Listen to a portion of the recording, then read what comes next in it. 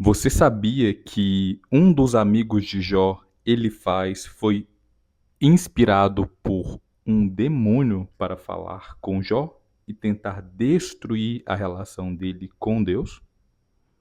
Jó estava com o corpo tomado de feridas dolorosas, ele tinha perdido todos os seus filhos e ainda estava numa crassa miséria. Vamos ver esse relato e depois vamos fazer uma análise. Elifaz foi aconselhar Jó, e olha o que ele diz em Jó 4, versículo 13. Em pensamentos perturbadores durante as visões da noite, quando um sono profundo cai sobre os homens, um terrível tremor tomou conta de mim, enchendo de pavor todos os meus ossos. Um espírito passou pelo meu rosto, os pelos do meu corpo ficaram arrepiados. Então ele parou, mas não reconheci seu aspecto. Havia um vulto diante dos meus olhos. Houve um silêncio, então ouvi uma voz. Será que o homem mortal pode ser mais justo do que Deus? Será que o homem pode ser mais puro do que aquele que o fez? Ele não confia nos seus servos e encontra defeito nos seus anjos. Quanto mais nos que moram em casas de barro, cujo alicerce está no pó, que são esmagados tão facilmente quanto uma traça. São completamente esmagados do dia para a noite. Desaparecem para sempre e ninguém percebe. Jó acreditava que todo esse sofrimento estava sendo causado pelo próprio Deus. Nos capítulos anteriores, Satanás ele alega que Jó e todos os seres humanos eles só servem a Deus por interesse. E que no final das contas, o que importa para os seres humanos é só a sua própria vida. E que ao perceber que eles não terão mais a sua vida, eles vão amaldiçoar a Deus e vão morrer. Satanás ele alega que o ser humano, ao ser testado ou peneirado, demonstra exatamente essas acusações que ele faz. Olha o que Jesus revelou sobre isso em Lucas 22:31. Simão, Simão, escute, Satanás exigiu que todos vocês fossem peneirados como trigo. Veja bem. Ele alega que, quando testado, o ser humano ele simplesmente abandona a Deus. Por isso, Deus permitiu que Satanás ele testasse Jó. Deus confiava que Jó ele conseguiria passar por todos os testes. Só que o Espírito, por meio de Elifaz, alegou o contrário. Ele disse que Deus não confia nos seus servos e que encontra defeito até nos próprios anjos.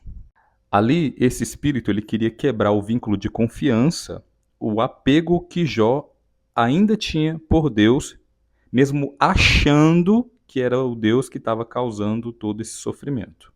Jó entendia da seguinte maneira: tudo foi me dado por Deus, então tudo pode ser tirado por ele.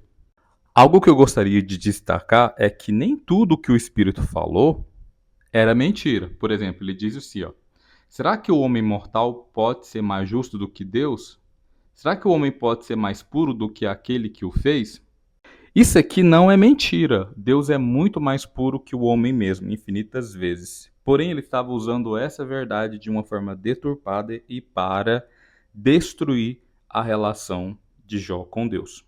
Por exemplo, na visão de Isaías 6, quando Isaías teve uma visão do Todo-Poderoso no seu trono, da sua santidade, Isaías, ora o que ele clamou: ai de mim, a bem dizer já estou morto, pois sou um homem de lábios impuros e moro no meio de um povo de lábios impuros, pois os meus olhos viram o próprio Rei Jeová dos Exércitos.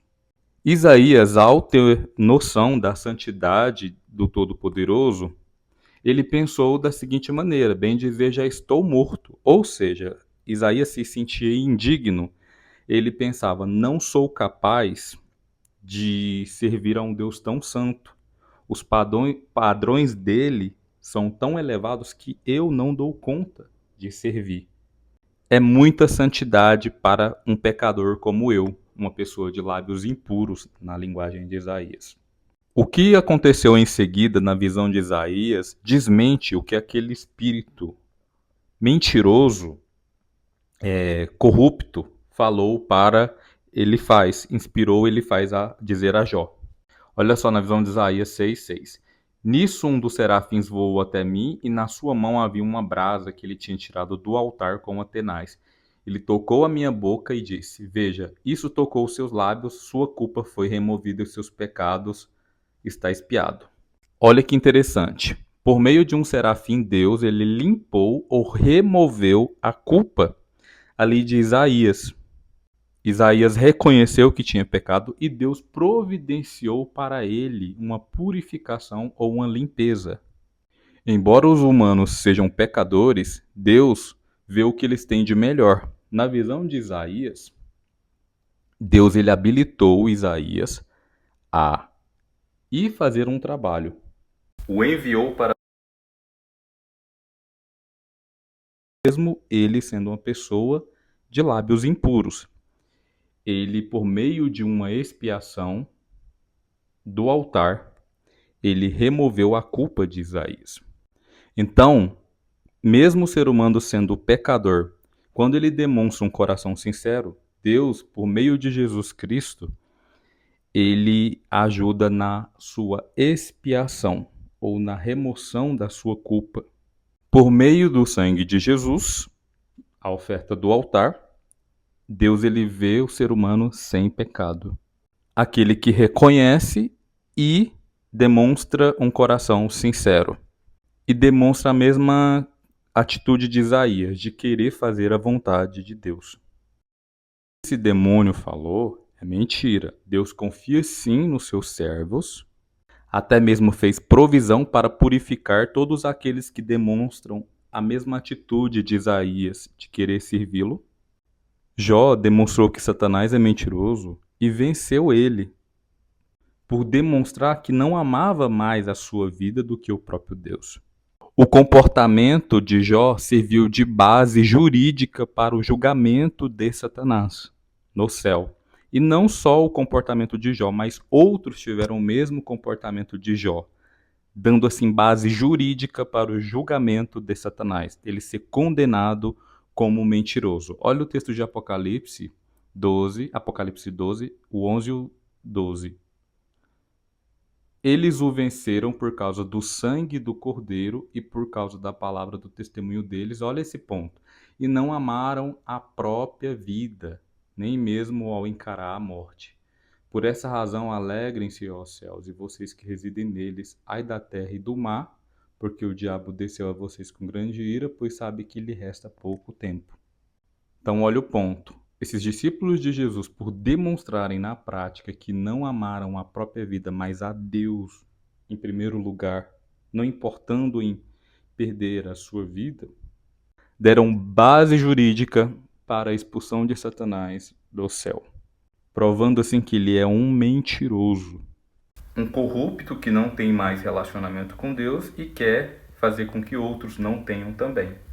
Então, em resumo, o que nós podemos tirar de proveito? Bom, o Espírito, quando foi até, ele faz inspirá-lo para ir até Jó, ele falou algo que parecia ser verdade ali, né? Que era uma verdade, mas de maneira deturpada, para tentar demolir a confiança que Jó tinha no Todo-Poderoso.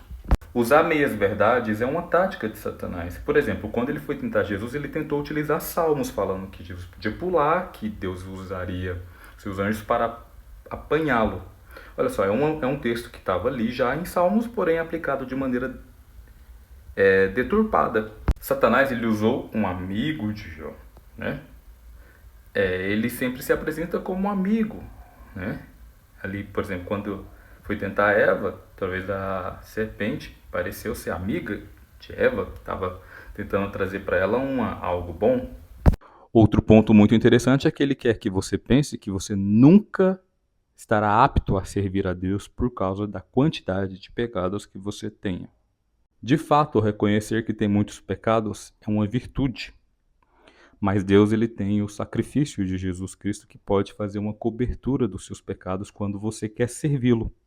Espero que tenham gostado do vídeo. Se estão assistindo pelo TikTok, já deixe seu like e já me siga. Se é pelo vermelho, na plataforma vizinho, já se inscreva no canal e já deixe seu like.